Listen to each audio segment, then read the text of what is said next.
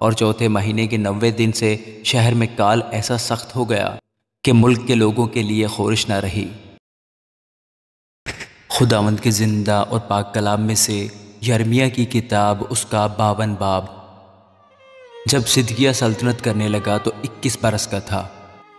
اور اس نے 11 برس یروشلم میں سلطنت کی، اور اس کی ماں کا نام حموتل تھا جو لبناہی یرمیہ کی بیٹی تھی۔ اور جو کچھ یہویاکیم نے کیا تھا اسی کے مطابق اس نے بھی خداوند کی نظر میں بدی کی،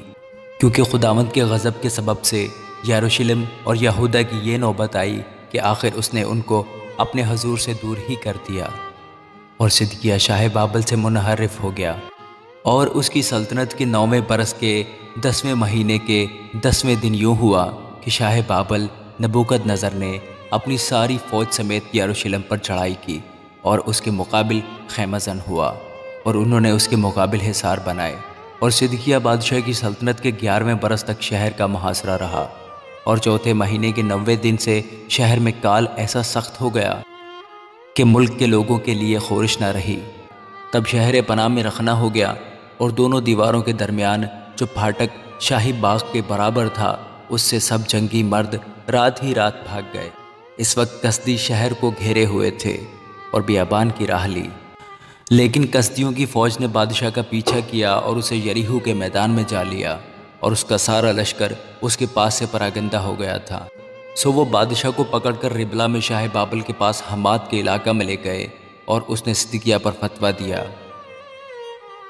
اور شاہ بابل نے صدقیہ کے بیٹوں کو اس کی آنکھوں کے سامنے ذبح کیا، اور یہودا کے سب امراء کو بھی ربلا میں قتل کیا، اور اس نے صدقیہ کی آنکھیں نکال ڈالیں، اور شاہ بابل اس کو زنجیروں سے جکڑ کر بابل کو لے گیا، اور اس کے مرنے کے دن تک اسے قید خانہ میں رکھا۔ اور شاہ بابل نبوکد نظر کے عہد کے 19ویں برس کے 5ویں مہینے کے 10ویں دن جلوداروں کا سردار نبوزردان، جو شاہ بابل کے حضور میں کھڑا رہتا تھا، یروشلم میں آیا۔ اس نے خداوند کا گھر اور بادشاہ کا قصر اور یروشلم کے سب گھر، یعنی ہر ایک بڑا گھر آگ سے جلا دیا، اور کسدیوں کے سارے لشکر نے جو جلوداروں کے سردار کے ہمراہ تھا یروشلم کی فصیل کو چاروں طرف سے گرا دیا، اور باقی لوگوں اور محتاجوں کو جو شہر میں رہ گئے تھے، اور ان کو جنہوں نے اپنوں کو چھوڑ کر شاہ بابل کی پناہ لی تھی، اور عوام میں سے جتنے باقی رہ گئے تھے، ان سب کو نبوزردان جلوداروں کا سردار اسیر کر کے لے گیا۔ پر جلوداروں کے سردار نبوزردان نے ملک کے کنگالوں کو رہنے دیا تاکہ کھیتی اور تاکستانوں کی باغبانی کریں، اور پیتل کے ان ستونوں کو جو خداوند کے گھر میں تھے، اور کرسیوں کو، اور پیتل کے بڑے حوض کو جو خداوند کے گھر میں تھا، کسدیوں نے توڑ کر ٹکڑے ٹکڑے کیا، اور ان کا سب پیتل بابل کو لے گئے، اور دیگیں اور بیلچے اور گلگیر اور لگن اور چمچے اور پیتل کے تمام برتن جو وہاں کام آتے تھے لے گئے، اور باسن اور انگیٹھیاں اور لگن اور دیگیں اور شمعدان اور چمچے اور پیالے، غرض جو سونے کے تھے ان کے سونے کو، اور جو چاندی کے تھے ان کی چاندی کو جلوداروں کا سردار لے گیا۔ وہ 2 ستون اور وہ بڑا حوض اور وہ پیتل کے 12 بیل جو کرسیوں کے نیچے تھے، جن کو سلیمان بادشاہ نے خداوند کے گھر کے لیے بنایا تھا، ان سب چیزوں کے پیتل کا وزن بے حساب تھا۔ ہر ستون 18 ہاتھ اونچا تھا، اور 12 ہاتھ کا سوت اس کے گردا گرد آتا تھا، اور وہ 4 انگل موٹا تھا، یہ کھوکھلا تھا، اور اس کے اوپر پیتل کا ایک تاج تھا، اور وہ تاج 5 ہاتھ بلند تھا۔ اس تاج پر گردا گرد جالیاں اور انار کی کلیاں سب پیتل کی بنی ہوئی تھیں، اور دوسرے ستون کے لوازم بھی جالی سمیت انہی کی طرح تھے، اور چاروں ہواؤں کے رخ انار کی کلیاں 96 تھیں، اور گردا گرد جالیوں پر 100 تھیں۔ اور جلوداروں کے سردار نے سرایہ سردار کاہن کو اور کاہن ثانی سفنیہ کو اور تینوں دربانوں کو پکڑ لیا، اور اس نے شہر میں سے ایک سردار کو پکڑ لیا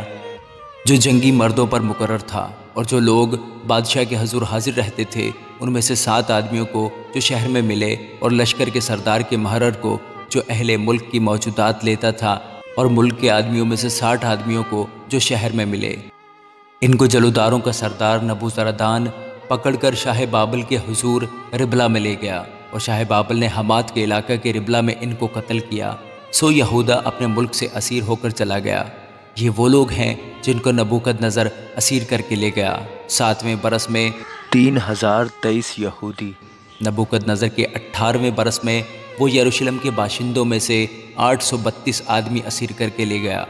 نبوکدنضر کے 23ویں برس میں جلوداروں کا سردار نبوزردان 745 آدمی یہودیوں میں سے پکڑ کر لے گیا۔ یہ سب آدمی 4600 تھے۔ اور یہویاکین شاہ یہودہ کی اسیری کے 37ویں برس کے 12ویں مہینے کے 25ویں دن یوں ہوا کہ شاہ بابل اویل مرودک نے اپنی سلطنت کے پہلے سال یہویاکین شاہ یہودہ کو قید خانہ سے نکال کر سرفراز کیا اور اس کے ساتھ مہربانی سے باتیں کی اور اس کی کرسی ان سب بادشاہوں کی کرسیوں سے جو اس کے ساتھ بابل میں تھے بلند کی۔ وہ اپنے قید خانہ کے کپڑے بدل کر عمر بھر اس کے حضور کھانا کھاتا رہا اور اس کو عمر بھر یعنی مرنے تک شاہ بابل کی طرف سے وظیفہ کے طور پر ہر روز رسد ملتی رہی۔ آمین۔